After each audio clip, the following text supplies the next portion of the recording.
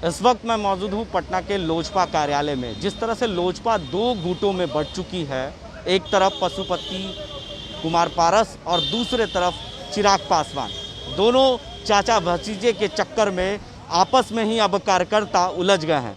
कल जिस तरह से हमने तस्वीरें आपको दिखाई थी कि पशुपति कुमार पारस के जो कार्यालय लोजपा कार्यालय उस पर कालिक पोती गई थी, और जो भी तस्वीर आपने देखा साफ तौर से कि वीणा देवी हो या सूरजभान सिंह हो, तमाम बड़े नेता, प्रिंस राज हो, तमाम नेताओं के चेहरे पर कालिक पोती गई थी।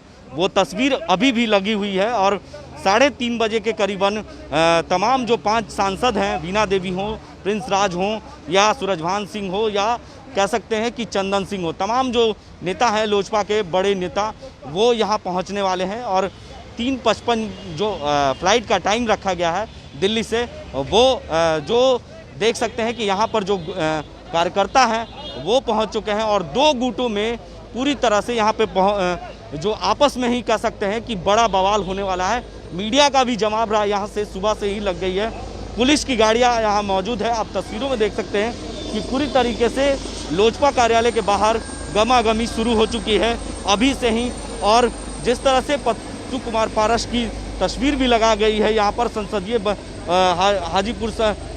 हाजीपुर से सांसद हैं, उनकी तस्वीर यहाँ पर लगाई गई है, बैनर पोस्टर लगाया गया है, तमाम तस्वीर यहाँ पर है जो आपने देखा कि किस तरह से उनके कार्यालय के बाहर जो कालिक पोती गई थी उसका नज़ारा आज सुबह से ही गमागमी शुरू हो गई है। और लगातार जिस तरह से खबरें आ रही है मीडिया में, और चिराग पासवान को राष्ट्रीय पद से भी हटा दिया गया। राष्ट्रीय अध्यक्ष जो लोजपा के राष्ट्रीय अध्यक्ष होने के नाते उन्हें पार्टी से निकाला गया। उसके बाद चिराग पासवान ने 5 सांसद को निष्कासित कर दिया अपने पार्टी से।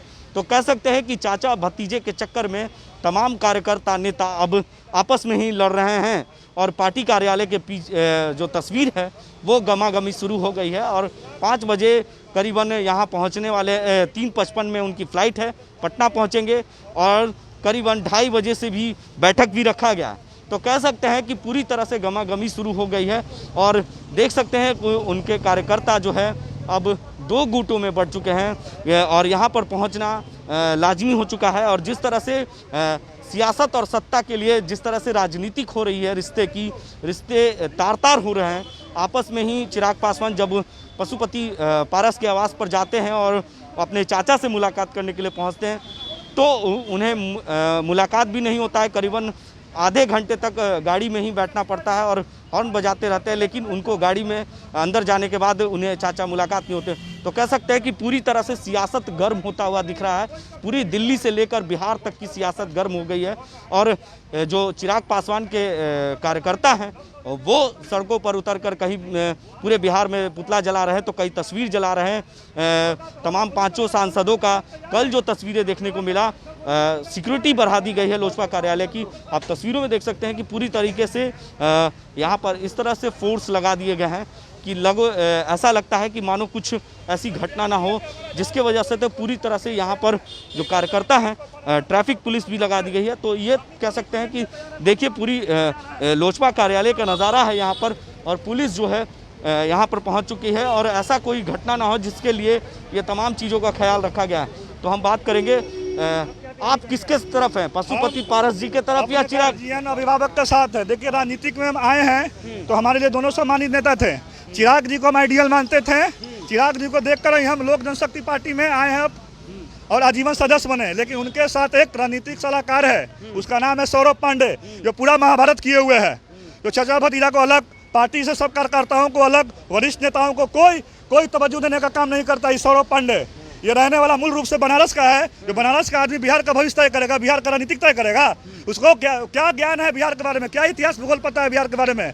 इतना ही उनको चाणक्य माना गया था लोजपा को ना। तो बिहार यूपी में 2022 से विधानसभा का चुनाव है, वो अपने बाप को चुनाव जीताकर दिखा दे किसी विधानसभा से, तो हम मान जाए कि रियल में चाणक्य था, जिसकी कोई राजनीतिक हैसियत नहीं है। वो बिहार की भविष्य की बात करते हैं। गलत सलाहकार के चक्कर में माननीय चिराग पासवान जी पड़ गए हैं। आज भी हम उनसे आग्रह करते हैं कि सौरभ पांडे को भगाएं। आज भी हम लोग उनके साथ ही हैं, लेकिन जब तक सौरभ पांडे को नहीं निकालेंगे हम उनके साथ नहीं जा सकते हैं बिल्कुल भी। मरते तक आजीवन अभिभावक पारस बाबू के साथ रहेंगे। तो लेकिन जिस तरह से तस्वीर पर कल कालिक पोत दी गई, उनके कार्यकर्ता पहुंचे यहाँ पर और पूरी जो पशुपति पारस जी के जो नेम प्लेट था अध्यक्ष महोदय का, उस पर कालिक पोती गई। उस वक्त आप लोग कहाँ थे? है ना, कुछ लोग आए थे अपने उस समर्थन के साथ, उसमें हम लोग नहीं समझे कि देखिए दोनों तो सम्मानित नेता तो बिल्कुल है ही। अब ये तो अच्छी बात नहीं है कि हम लोग जाकर चिराग जी का पुतला फूके, ये भी शोभनीय नहीं कर रहे हैं। भाई चाचा भतीजा है, ठीक है, आपसी में कोई पारिवारिक बात हुई है, इसका मतलब ये नहीं कि आप आके पार्टी में उपद्रव मचाइए। करने के लिए मेरे समर्थन में जाकर कुछ कर सकते हैं, लेकिन उतना हम लोग संस्कारहीन नहीं है। अरे विरोध करने का एक तरीका होता है, एक सिस्टम होता है, उसके तहत आप चलिए ना, उसके तहत चलिए, कोई दिक्कत नहीं है, किसी को कोई आपत्ति नहीं है। लेकिन जिस तरह से वो काम किए हैं वो बहुत ही निंदनीय है। इस तरह का कार्य उनको नहीं करना चाहिए था। तो देखिए साफ तौर से आप कह सकते हैं कि यहाँ पर कुंदन जी भी हैं, लगातार बने रहते हैं अपने पार्टी में। जिस तरह से कल यहाँ पर एक्टिविटी देखी गई, कालिक पोती गई तमाम पांचों सांसदों के चेहरे पर, और आज फिर इस तरह के आप लोग पहुँचे हैं पशुपति पारस जी के समर्थक में, क्या कहेंगे इस पर, जिस तरह से राजनीति हो रही है पूरे बिहार? देखिए, मेरे लिए दोनों नेता हैं, आदरणीय पशुपति कुमार पारस जी भी हमारे नेता हैं, चिराग पासवान जी भी नेता हैं। बाकी